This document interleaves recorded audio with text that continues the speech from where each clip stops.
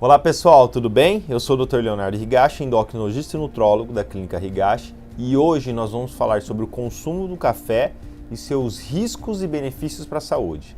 Então vem comigo!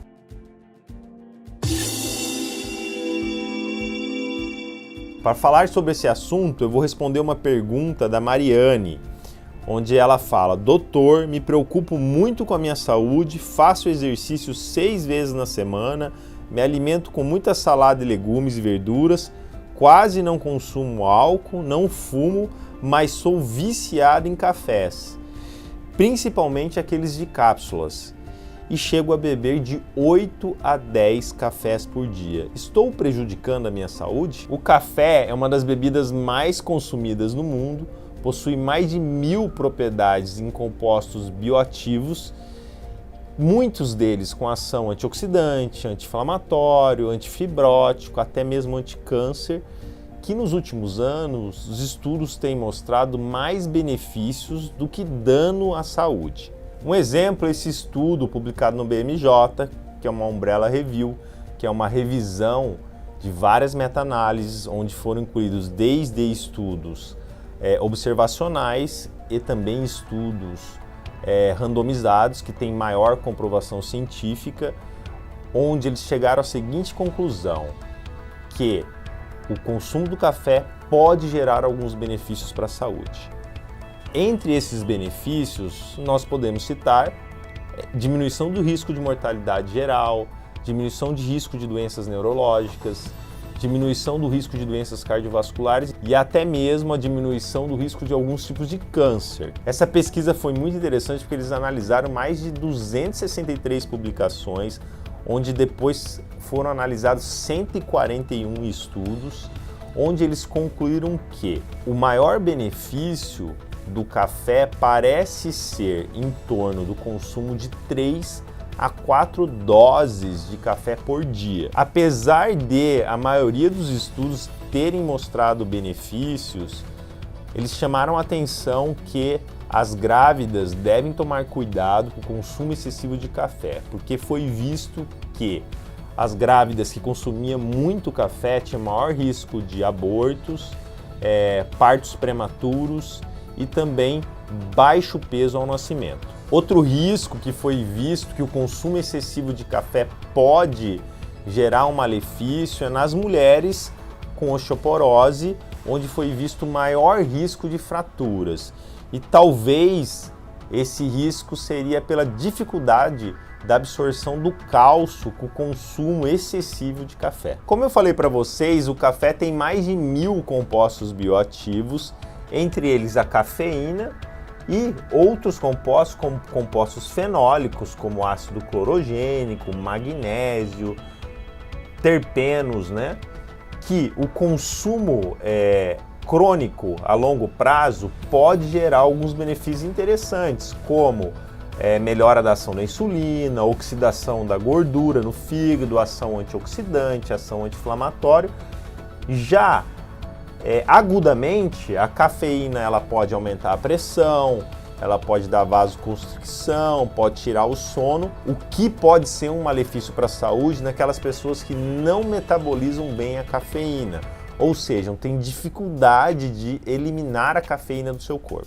Em relação ao risco de doenças cardiovasculares, de uma maneira geral, os estudos têm mostrado, como por exemplo essa meta-análise, que o café pode gerar alguns benefícios para a saúde, diminuindo o risco de doenças cardiovasculares. Um exemplo, esse estudo demonstra, que é uma meta-análise, que o maior benefício do café está entre o consumo de 2 até no máximo 4 doses por dia, podendo você perder o efeito benéfico quando você vai consumindo muito café, por exemplo, acima de 8 doses por dia.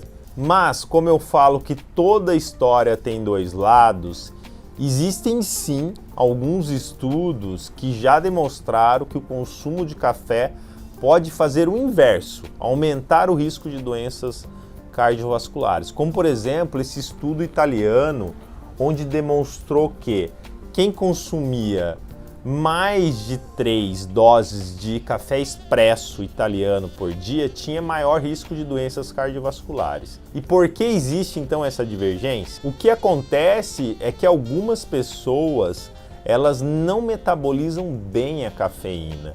Existe um gene chamado CYP1A2, onde esse gene aqui é responsável pela metabolização da cafeína, que metaboliza a cafeína em metilxantina e paraxantina para a posterior eliminação do corpo. Existem alguns estudos que já demonstraram que quando você possui um gene desse CYP1A2, metabolizador lento da cafeína, o consumo de mais do que 3 cafés por dia está associado a mais risco de doenças cardiovasculares.